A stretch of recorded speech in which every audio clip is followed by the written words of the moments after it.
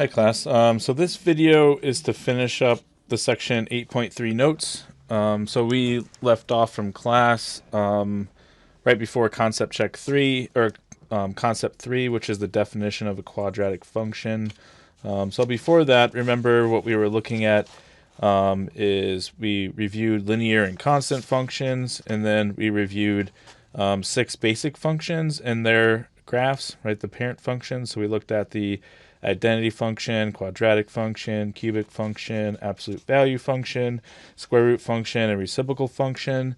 And then we did 3 examples of graphing a function, right? So we did that by making a table of some points and recognizing the general shape from the parent function and then graphing that function.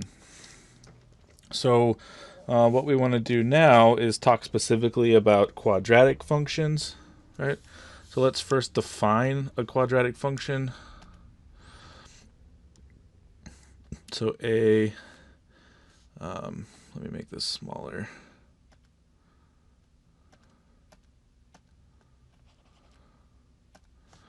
So a quadratic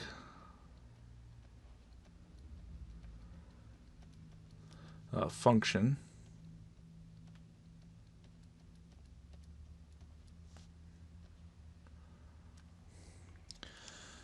is a function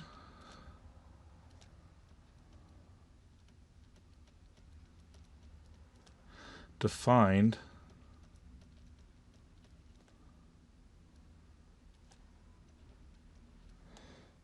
by f of x equals ax squared plus bx plus c, where a, b, and c are real numbers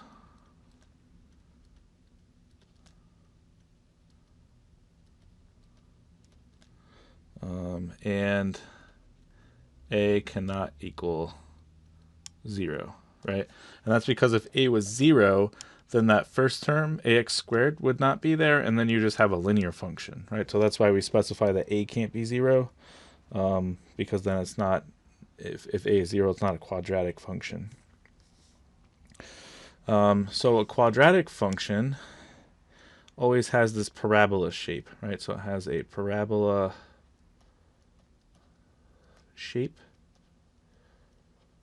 right? So that parabola shape looks like a U. So it might open upward or downward.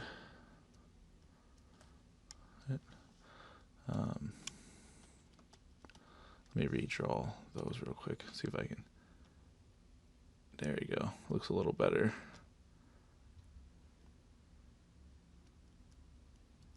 Right?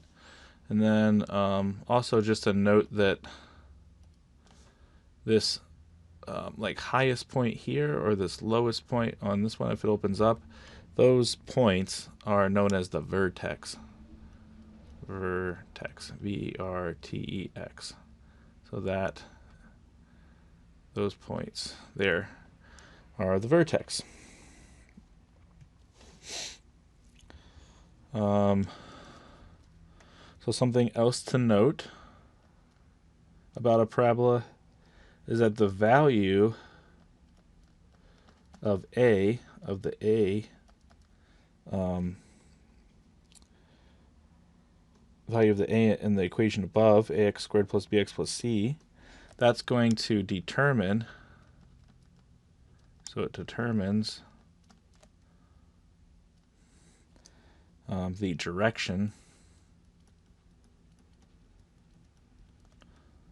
of the parabola. Right? So if a is greater than 0, what we're going to have is a parabola that opens upward, and this vertex here, this is the vertex, is going to be a minimum value, right, or a minimum point. So we could call it the minimum value or minimum point. Right? So an example of a quadratic function that opens up would be like f of x equals x squared, right? The parent function. So that a value is positive, right? Because that a value would be a 1, right? Because this would be f of x equals 1x squared, right? So that's my a value, a equals 1, which is greater than 0, is positive. So that means it's going to open upward, right? So then the other situation is when a is negative, right? When a is negative, the parabola is going to open downward, right? So this point here, right, would be the vertex. And in this case, when my parabola is opening downward, that's going to be a maximum point, a maximum value, or a maximum point, right? So that's going to be the tallest point right on the graph, right? Where when the parabola is opening upward, that vertex was a minimum.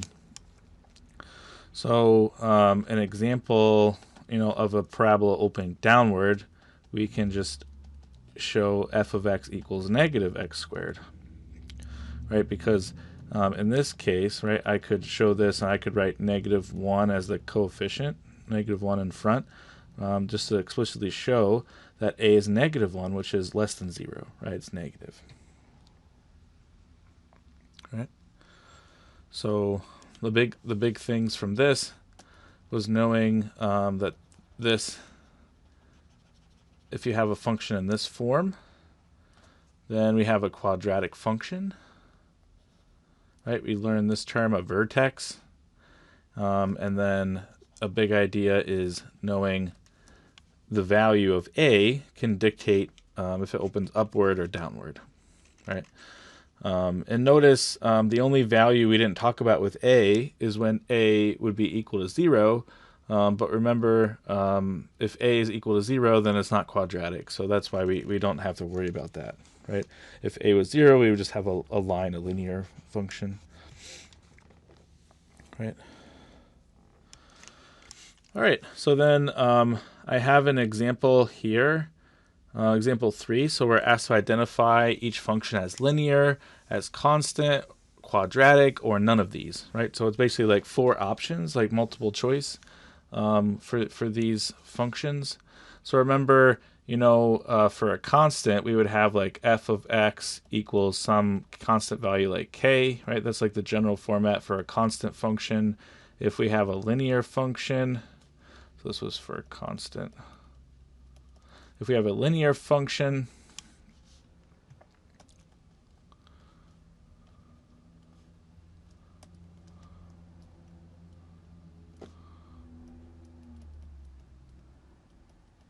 right, we would have f of x equals mx plus b, right? It would look something like this. In other words, we have x to the first power, we have something times x, and we have some plus some number, right? It'd have to somehow look something like that. If we had a quadratic, it would look like f of x equals ax squared plus bx plus c, right? So in other words, we've talked about, like polynomials before. A constant function is just a degree 0 polynomial. A linear function is a degree 1 polynomial. Sorry, my headset turned off for some reason. So what I was trying to say is that a constant function is a degree 0 polynomial. A linear function is a degree 1 polynomial, and a quadratic is a degree 2 polynomial, right? So you can see this a little more obvious because the constant function, I could add x sub 0 to this, right? Because some number times x sub 0 would just be, this would still just be equal to k, right? Because x to the 0 power is just equal to 1, right? So we have that as a constant function. The linear function, if I put a 1 here, show the exponent of x, which we normally wouldn't write that, but it just makes it more obvious that this would be a degree 1 polynomial. And then the quadratic, the highest exponent of x would be 2, so that would be a degree 2 polynomial, right? So really, that's what we're trying to identify is one of these 3 basic polynomials, and if it's not one of these, we're going to say none of these, right? So that's what we're asked to do in this example. And remember, a polynomial is just adding or subtracting a bunch of monomial terms, right, that we looked at before. And a monomial is just where you're taking and multiplying some variables and numbers together, right? You can't, be like dividing by a variable or have like square root or absolute value, right? Those kind of things don't make it a polynomial. So like if I look at part A, right, you should recognize that this is just a polynomial, right, where I'm, again, each term, right, the terms are separated by addition or subtraction. It's just some product of some numbers and some letters. And then I'm adding, subtracting more of those monomials. So part A, right, this would be a degree 2 polynomial, which would be a quadratic function, right? So this one would be quadratic. Part B, we have m of x equals -6, right? So that would just be a constant function, right? A degree 0 function. So this would be a constant function. The next one, notice that's in the form, like y equals mx plus b, right? Slope-intercept form, where I have some number times x minus another number, right? So we have 4/3 times x minus a half. So this would make that, this would be a linear function, right? Part D, the problem is I have the x in the denominator, right? In other words, I'm taking a number dividing by x. So that makes this term, not a polynomial, which means this whole thing is not a polynomial. So this would be a none of these, right? So it wouldn't be one of those three basic polynomials that we're looking for. This could be a function still, and it is still a function. It's just not one of the three that we're trying to identify, right? Then the last two, notice we have a square root of x, and here we're taking absolute value of x. So again, those make it not a polynomial if I'm taking like square root or absolute value of a variable. So that would these would both be none of these. Right, so none of these. Right, and actually all of these are functions. Just the last three aren't one of the three basic functions we were trying to identify there. Right, so that's what you'll be looking for if you're asked to identify those functions. The next concept that we want to look at is being able to identify an x and y intercept of a graph, of some function. So the definition here would be, if we let y equal f of x, let that be a function, some function, then the x-intercepts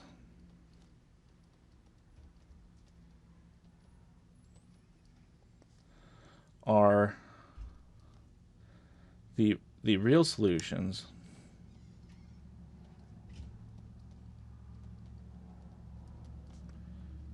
to the equation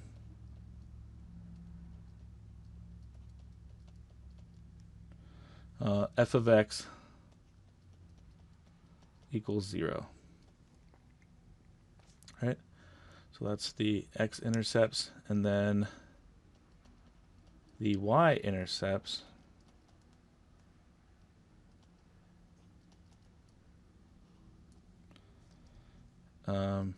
is given by f of 0. Right? So in other words, to find the x-intercepts, what you're going to do is we want y to be equal to 0, and then you're going to solve for x. Right? And then to find y-intercepts, you're going to let x equal 0 and solve for y. Right? Is really the layman's terms of what these definitions are saying. Right? Because if I come off to the side here and I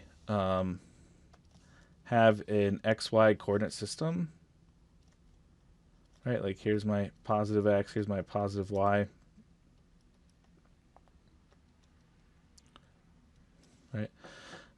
Then if I have a point that's an x-intercept, right, then it would be a point on the x-axis, right? And so any point on this x-axis would mean that I'm not going up or down at all, right, off the x-axis. So in other words, all of the points on here is going to have a y-coordinate of 0, right? And then if I use red, I'll use red for points that would be on the y-axis,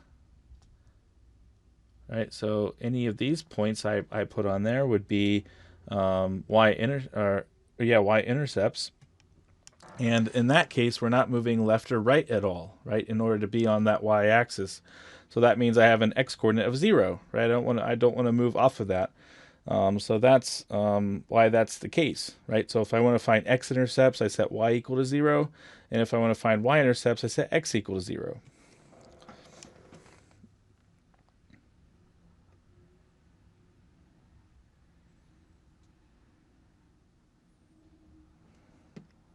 Right? So now I have some examples of different functions where we want to find the x and y intercepts and then also graph the function, right? So let's work through these. So as soon as I'm looking at example 4, I'm paying attention to what the function is, right? And you should be thinking in your head that this is a linear function, right? If it's the format f of x equals mx plus b, right? And also another characteristic is you should recognize that we have these values, -5 and 1, right? The 1 tells me that it crosses the y-intercept, the y-axis, at the point 0, 1, right? That's the meaning of y-intercept. And it's going to have a positive slope. So or a negative slope rather, because it's -5. So if, I can get, somewhat of a rough sketch here just by knowing that what those two numbers represent, right? So this positive one tells me like a starting point, right? Then I'm going to have a y-intercept at 0, 1. And if I just look at the slope being negative, I know my graph's going to have a negative tilt to it, right? So this isn't a very rough sketch of the graph. It's not, very accurate. But this is, these are basically things that I'm thinking about when I look at that function. And that's what you want to try to be able to do. So that way you can answer these questions pretty nicely, right? And also that way, if you're doing some work that doesn't seem to support this initial like guess about what the function is and what it might look like, you want to be able to recognize that, because that way, either your work is correct, or maybe you're thinking like this thinking beforehand, maybe that was off, but you're hoping that those two things kind of match up and know that you're doing things that seem. All right, sorry, my headset seems to keep shutting off, so I'm using a different microphone, and let me talk through problems that I already had written up and didn't get a chance, or the audio didn't seem to be working. So I left off on example 4, where we were looking at the function f of x equals -5x plus 1. And what I was wanting you to think about is that this is a linear function, right? It's in that format, f of x equals mx plus b, and I'd written that here. Written that here. And then what I did is by looking at those two values of -5, which is the slope, and 1, which is the y-coordinate of the y-intercept, I just kind of drew a rough sketch, right? So like this red point here would be the point 0, 1, which is the y-intercept, and knowing I have a slope of -5 means I am going to have a line has a negative tilt to it. And so I drew that in just to have a rough sketch for what's going on, what seems to be going on in with the function, right? So then part A, we were trying to find the x-intercept, and to do that you would find f of x equals 0, right, which I had written here. And then so I plug that into the function, right? So I have 0 equals negative 5x plus 1. And then so now we're trying to solve for x. So I subtracted 1 from both sides and got negative 1 equals negative 5x. And then to get x by itself, I would need to divide by negative 5 here to get x equals positive 1/5, right? Because a negative times, or negative divided by a negative is positive. So that gives me an x-intercept here of negative 5, 0. Right? So that would be the x-intercept, right? And just something to emphasize is I wouldn't just stop and say x equals negative 5 here. It's important to know that when you're talking about x and y intercepts, those are actually points on the graph, right? So we need to show those as an ordered pair. So all x-intercepts are going to have a y-coordinate of 0, and all y-intercepts are going to have an x-coordinate of 0, right? So then part B here, we're asked to find the y-intercept. And so what I did here is I found f of 0, right? So we're plugging 0 in for x into the function. So that would give me negative 5 times 0 plus 1, which would equal 0 plus 1, because negative 5 times 0 gives me 0. And then 0 plus 1 is just 1. So that gives me this ordered pair for a y-intercept of 0, 1. Right? So we have this. And then in part C here, we need to graph the function. And so when you have a linear function, the easiest, one way to do this is to graph the x and y intercepts, right? Because that will give you the 2 points you need to graph the line. And so that's what I started by doing here, is I plotted this point here that I marked in blue, and then also this point here, which are the x and y intercepts we found, right? That's 0, 1. And then the second one I plotted was the 1/5, 0. And then if I draw a line between those 2 points, I get a rough sketch of that graph, right?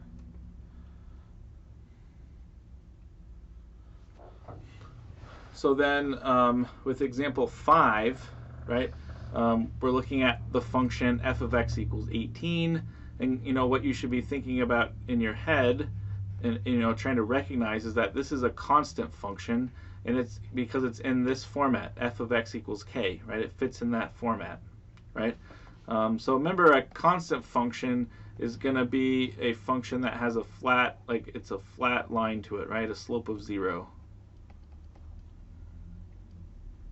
Right, so that's kind of what you should be thinking about in your head. So then part A, when we're trying to find the x-intercepts, I'm trying to find, for what values of x give me a y-coordinate of 0.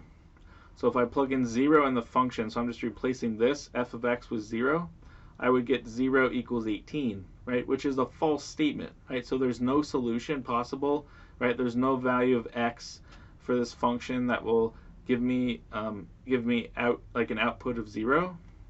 So that tells me that there's no x-intercept, right? So this function, this constant function, doesn't cross the x-axis, right? So then in part B, we're trying to find the y-intercept.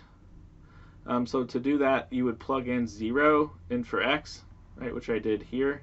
So we got f of 0 equals 18. There's no value for x to plug in, right? You just have f of 0 equals 18. So that just gets me to this ordered pair, right? So that notation and functional notation is just the same thing as the ordered pair 0, 18. So that's my y-intercept, right? So then to graph this function, what I did is I plotted the one point we know about, which is the y-intercept. I plotted that in green. That would be the point 0, 18, right, where this dash mark, this is value is 18. Right, so this point here was 0, 18. And then since I know the parent function's a constant function, I know it's just a flat line, right? It's a horizontal line. So I can just draw a line through there, and I can get a pretty good sketch of the graph. Right? So then this next example, we have a linear function, right? Because it's in the format f of x equals mx plus b, right? And so, this is similar to example 4 that we did. So in part A, we're going to want to find the x-intercept. So I'm just going to plug 0 in for y, right? Or in other words, 0 in for f of x. And I'm going to solve for x. What values of x make that true? So I did that here, right? I replaced this f of x with 0, right? And have 0 equals 2/3 x plus 2. And then to get x by itself, I would subtract 2 from both sides, and that gives me with -2 equals 2/3 x, right? And then now I want to get rid of this 2/3 fraction, right? I want to make that 1. So in other words, divide both sides by 2/3, which is the same thing as multiplying by the reciprocal, right? So if I take that, like going from here up to here, if I multiply both sides by the reciprocal, which is 3/2, that will get x by itself, right? So on the left side, when you take -2 times 3/2, that's going to reduce down to be -3. And then the right-hand side, we have 3/2 times 2/3 times x, which is just going to reduce down to be x, right? So in other words, when y is 0, x is -3. So that gets me to the x-intercept to be -3, 0, right? And then in part B here, we want to find the y-intercept. So I'm going to plug 0 in for x, right, and get f of 0, right? So when I plug 0 in for x, I'm going to have 2/3 times 0 plus 2, right? And then when I multiply 2/3 times 0, I get just 0. So that would simplify to be 0 plus 2. And then 0 plus 2 is just 2, right? So that gets me to this ordered pair, right? So that's my y-intercept. So we'd have 0, 2, right, as the y-intercept, right? And when you have a function, you should only get one y-intercept, because if not, that would mean it's not a function, right? That means it's crossing the y-axis more than once, which means that if you draw a vertical line, aka the y-axis, it's going to give you more than one, for that x value of 0, you're going to get more than one output. And so that makes it not a function. So with a with a function, you should only get one y-intercept. But with the x-intercepts, it is possible to have more than one, right? So like if you had a graph of a quadratic that looks something like this, right, you could have, two spots where you have two x-intercepts, right? So if that's the case, right, so like, if you had something like 0 equals x squared minus 16, right, let's say that was your function and this was the graph, right? So this is maybe like another similar example, right? So in other words, instead of writing 0 here, let me just write f of x equals x squared minus 16, right? So maybe this is your function, this is your example, and you're asked to find the x-intercepts, right? To do this, you would still, set f of x equal to 0, and so you would have 0 equals x squared minus 16, and you want to try to solve this, right? And we've spent a lot of time, trying to solve these quadratic equations. So this one will actually factor, right? This is a difference of squares, right? Because 16 is 4 squared. So this would be x plus 4, x minus 4, right? 0 equals x plus 4 times x minus 4. And then remember, we would use that multiplication property of 0 to know that this would imply that x plus 4 must be 0, or x minus 4 would have to equal 0, right? One of these factors has to be 0 in order for the product to be 0. So then if I solve each of these for x, right, so here I would subtract 4 from both sides and get x equals negative 4. And then over here I would add 4 to both sides and get x equals positive 4, right? So x would equal negative 4 or x equals positive 4. So in this case, when I'm finding these x-intercepts, I would have 2 points, right? I would have the point negative 4 comma 0 and also the point 4 comma 0, right? So I can put those in like set notation like that to show that, right? So I just wanted to point that out because I didn't have an example where that's true, but you should be able to make that connection that we could have more than one x-intercept, right? But again, if it's a function, we can't have more than one y-intercept, right? And then for part C here, I don't think I talked through this yet, but with part C, what I did is I just graphed, this point here and this point here, which are the x and y-intercepts we found, and then I connected those two to get the graph of the function, right? All right, so this is where my audio cut out again. I'll just go ahead and start this one over. So let me erase this. Right? So example 7, what we have is we're given this picture of a graph. You can see here that this is y equals f of x, right? What I highlighted in yellow. So that's my function. I don't know the equation of the function, but I'm asked some questions about it. And for part A, we're asked to estimate the real values of x for which f of x equals 0, right? In other words, you're trying to find x-intercepts here, right? That's what it's asking you to find, right? Find the x values for the x-intercepts, because if f of x equals 0, that's an x-intercept. And so on the graph, right, it would be these 3 points, right, which would be x equals negative 2, x equals 1, and x equals 4, right? Those would be the 3 x values that give a y coordinate of 0, right? Or at least estimated to be, right?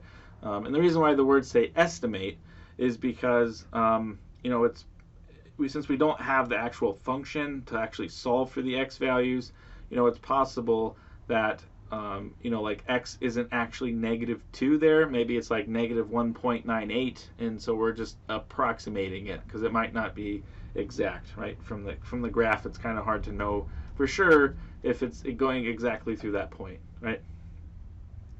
So then part B, we're trying to estimate the value of f of 0, right? So remember, f of 0 would give me the y-intercept, right? So this point here would be f of 0, which f of 0 would be equal to 4, right? It's the y-coordinate when x is 0. And I get that from this point here, which is the point 0 comma 4, right? So if I plug 0 in the function, I get an output of 4. And similarly, it says estimate because it might not be exactly 4, but it looks to be 4, right? But if we were given the actual function equation, we could figure out those values for sure, like we did before. All right. So sorry my audio is cutting out. Hopefully this video is clear. And if you have questions, I'll be sure I can help you with this on Monday when we come back to class. All right. Thank you.